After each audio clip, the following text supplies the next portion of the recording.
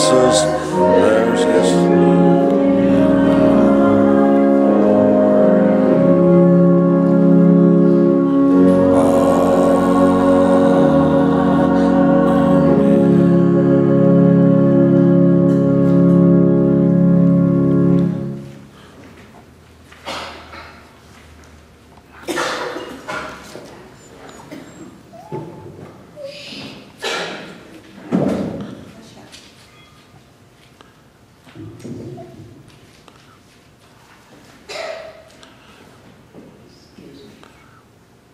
The scripture reading this morning is found in the book of Acts, chapter 11, verses 1 through 9. Peter reports to the church in Jerusalem. The apostles and the followers in Judea heard that Gentiles had accepted God's message. So when Peter came to Jerusalem, some of the Jewish followers started arguing with him. They wanted Gentile followers to be circumcised. And they said, "You stayed in the homes of Gentiles, and you even ate with them." Then Peter told them exactly what had happened. "I was in the town of Joppa, and was praying when I fell sound asleep and had a vision. I saw heaven open, and something like a huge ship held by its four corners came down to me. When I looked in it, I saw animals, wild beasts, snakes, and birds. I heard a voice saying to me, 'Peter, get up, kill these and eat them.' But I said, 'Lord, I can't do that. I never taken a bite of anything that is unclean and not fit to eat.' The voice from heaven spoke to me again. When God says that something can be used for food, don't say it isn't fit to eat."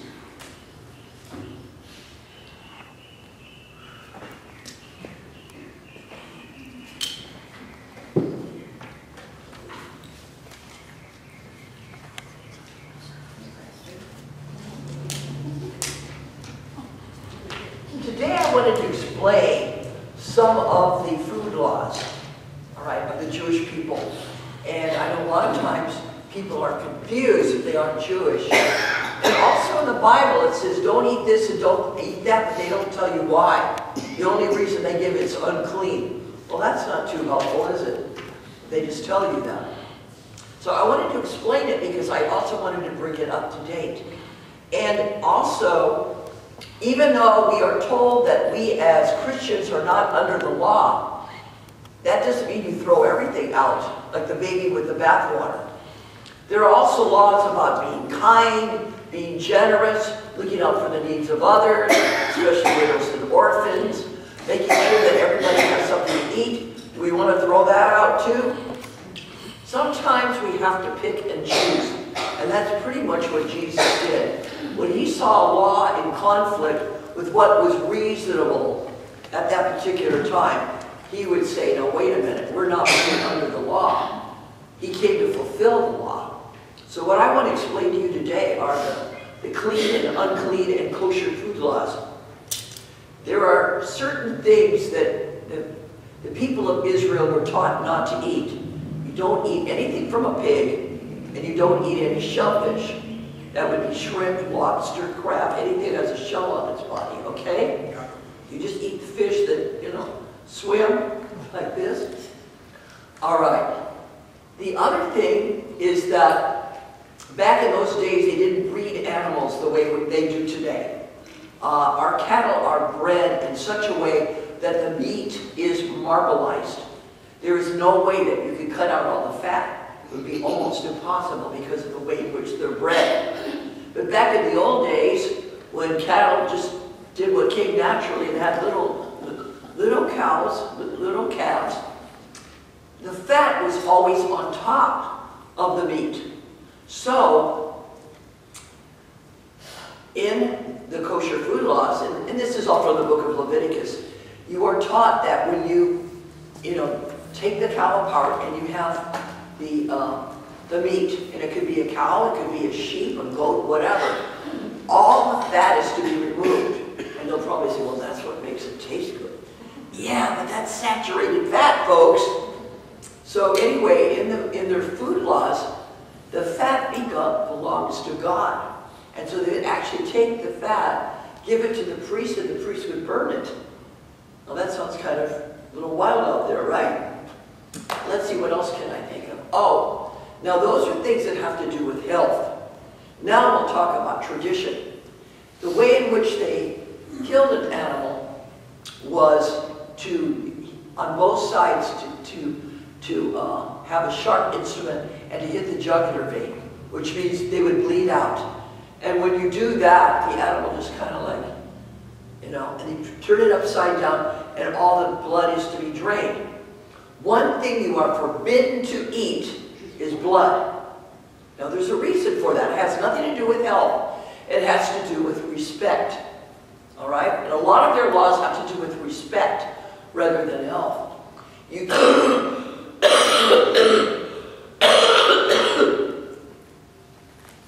remember, these are people who were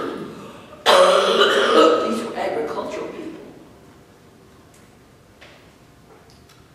Even way back, thousands of years ago, they knew that the blood was the life force of the animal. And you don't do insult to injury by eating their blood, out of respect that you had to kill that animal in order to feed your family. That's what the forbidding of eating the blood has to do with. It's not about health. It's strictly that you, the animal was killed to feed your family, and you're not going to eat its life force as well. The other major kosher food law has to do with having meat and dairy on the same plate. Has nothing to do with health again. It's culture.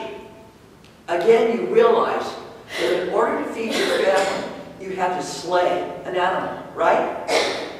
And so you don't have a dairy product which represents the mother on the same plate of the slain child. It has to do with knowing that you know, you don't feel good about having to kill an animal, so that you don't have the mother and the child on the same plate. So what they always would do is they'd have to have two separate plates. So one would be strictly for the meat, and you'd have that and eat it, get it and rinse it all off and wash it and things like that. And then you have another group of plates for things that would be kind of like kefir? Is that how do you pronounce that? It's like kefir. It's like a loose running yogurt, which was very, very popular. It goes way, way back into antiquity. Something like that. They also knew how to make cheese, things like that. You would eat that separately so that you wouldn't have the mother and the child on the same plate.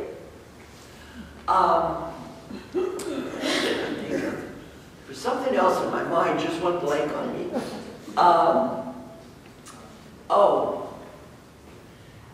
Again, they were very, very careful about sanitation. Now, there was a book that came out in, I think it was like around 1947, and it was called The Microbe Hunters. Some of you may have heard of that book. And it's a story of how finally Western medicine discovered those little critters that do all that damage. You know, the germs and the various kinds of bacteria. And until that time, Western doctors would take pride if they were a surgeon. You have a white coat and you have like a knife, and you, let's say, cut out somebody's appendix, and then you just wipe the knife on your white coat and then go to the next patient. You would wash the knife, it was sanitized, and it would be almost taking pride that you had a lot of surgeries that day, so you just wipe it off on your coat. Not very healthy, right? We all know better now. But the ancient Israelites were told that they must wash everything before they ate, whether it was a vegetable or a meat dish or something like that, especially vegetables. They had to be washed first. All utensils were to be washed and cleaned. And then after you were finished again, you would to wash them and then put them away. They had a real sense of sanitation. They also had a sense of contagious diseases, that when you're like sneezing, coughing, oozing something from your body, you stay away from other people because that can be contagious, that somebody else can get it. And so what you were expected to do is to go like to a river or a stream of water, bathe, bathe, bathe, pray, and then you would go to see your local priest, and your priest would kind of act like a physician. And if the priest saw that you weren't coughing or sneezing anymore, or there wasn't anything oozing or something like that, then you were allowed to return to your family. But now you could think, if you actually lived like that, you probably lived a lot longer than most of your neighbors, because this was not a common practice in that Middle Eastern area at the time of the Jews. They were very, very careful about what they had. And some of them, yes, they are cultural, have nothing to do with health, right? And like the meat and the dairy, it all has to do with being respectful of having to kill an animal. But now let's take us into the 21st century. And, you know, now that I look at some of these things, I don't think we should throw everything out. First of all, I was at my doctor's office because I'm going to be having eye surgery. And so I had to get checked out. And they had to do my blood pressure. It was 120 over 78. Not bad, right? And I could do a little better on the weight. I'm not going to tell you what that was. But anyway, no, I'm really very healthy. But I haven't always been that way. When I first came to this church, I was donating blood. And I was living in Torrance. And I would often eat fast food. And it compiled, didn't it? McDonald's and I know each other very well, okay? And so I'd be eating fast food. And so I went to go and donate blood one time because the Interfaith Council was having a blood drive. And my blood pressure was like 158 over 98. And they wouldn't let me donate. They said my blood pressure was too high. And then I thought, oh my gosh, what am I supposed to do? And then it's like, oh, I remember what this professor that I had in college when I took physiology told me that, you know, go easy on the meat, make sure you don't have any fat, and especially anything that's, you know, fried in animal fat is really, really bad for you. And so I started changing my diet. And he also had this thing about shellfish. And I thought, well, and this is before I really knew, you know, that much about the Bible. And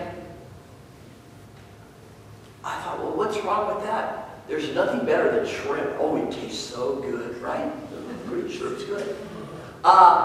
Except it's full of cholesterol. And so when I cut certain things out of my diet, my blood pressure went, and I also was on Lipitor too. Everybody know about Lipitor? Or something of that nature. There are other brands as well.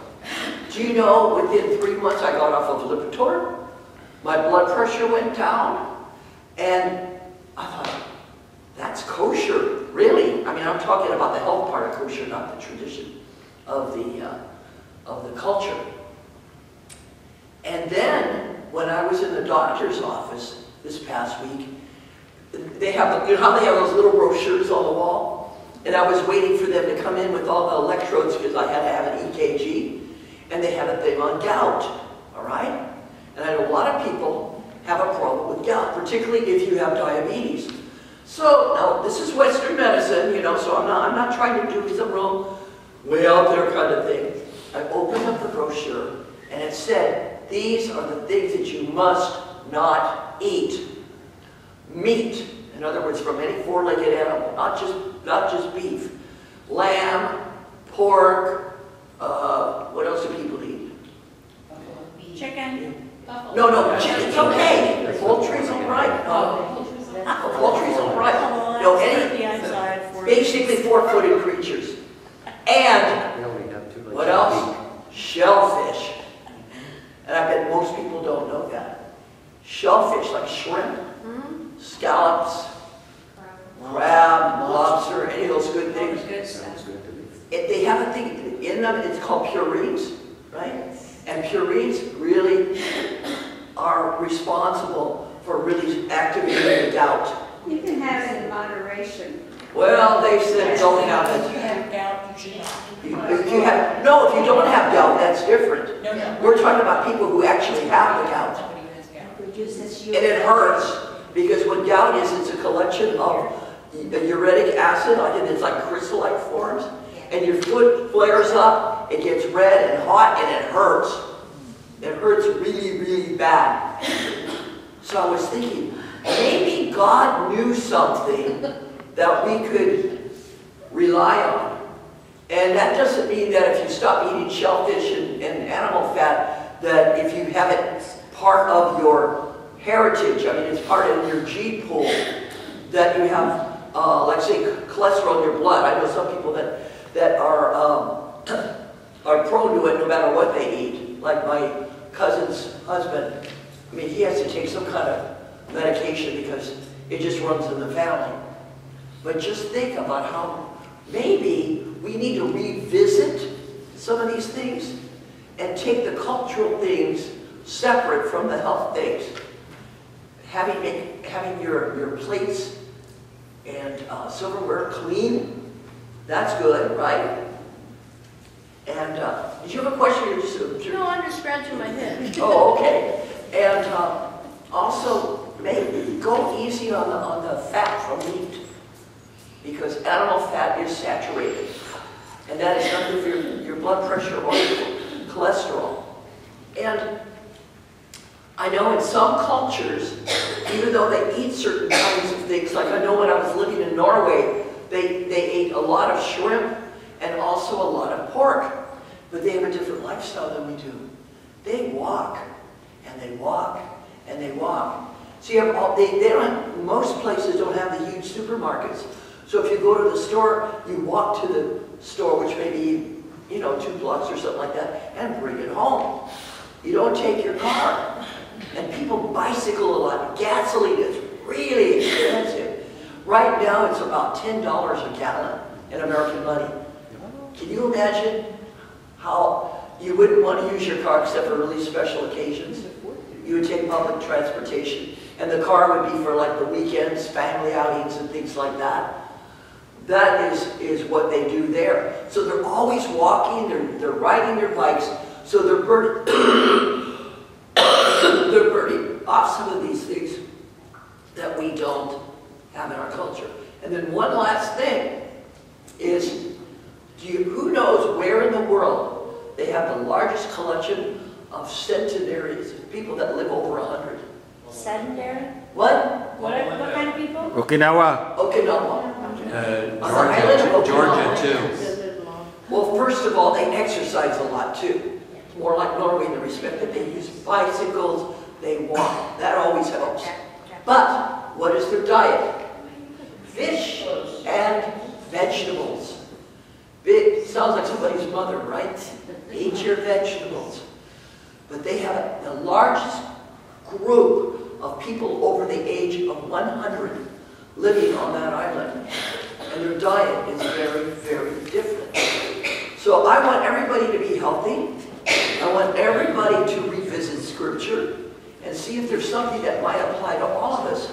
Because I want to see you next week, okay? I want to see you next week. So let's stay healthy and love our God. Amen. Amen. All right.